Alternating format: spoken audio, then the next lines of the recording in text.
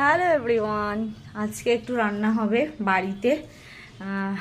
রান্নাটা আমি করছি, যে চিকেন কষা করব, দাদা খেতে চেয়েছে, তাই আমার এই সময় হলো একটু রান্নার রেডি ফেডি করে এই রান্নার দিকে এগোচ্ছি। তোমরাও থাকো সাথে।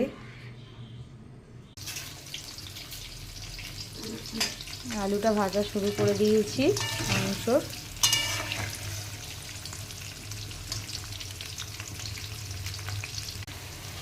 আমি আলুটা ভেজে তুলে নিয়েছি।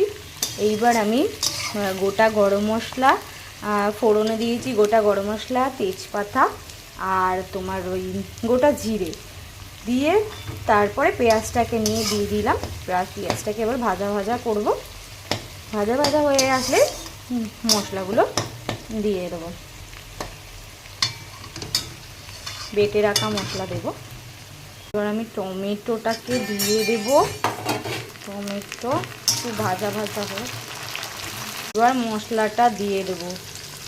মশলাটাই লঙ্কা আর আদা আছে বন্ধুরা, কারণ কি বলো তো, আমার মা রসুন খায় না, তাই এটা আমরা রসুন ছাড়া মাংসটা করছি।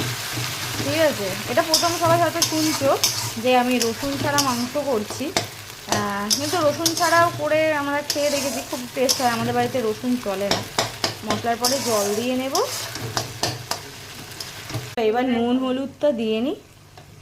সাইডের বকবগানিটা একটু ইগনোর করো, ওটা আমার দিদি বকছে। নুন হলুদ একটু জিরে গুঁড়ো সব দিয়ে দিলাম, দিয়ে এবার মাংসটাকে কষিয়ে নেব। দিয়ে দেবো চিকেন কারি মশলা। যেহেতু আমি মাংসই রসুন টসুন দিইনি, তাই চিকেন কারি মশলাটা একটু দেবো। এটা থেকে তেল ছেড়ে গেছে, এবার আমি চিকেনগুলো দিয়ে দেবো টুকটুক করে দিয়ে নেড়ে নেব। মাংসটা দিয়ে দিয়েছি, এবার আলুগুলো, ভেজে রাখা আলুগুলো সব দিয়ে দেব, দিয়ে নেড়ে নেব। যেহেতু আমি এক হাতে ফোন দিয়ে ভিডিওটা করছি আর এক হাতে রান্নাটা করছি, আমার ছেলে খুব জ্বালাচ্ছে, যেন মা চিল্লাচ্ছে।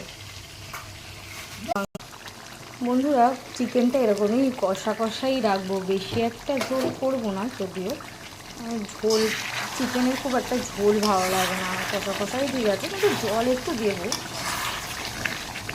অল্প করে দেবো।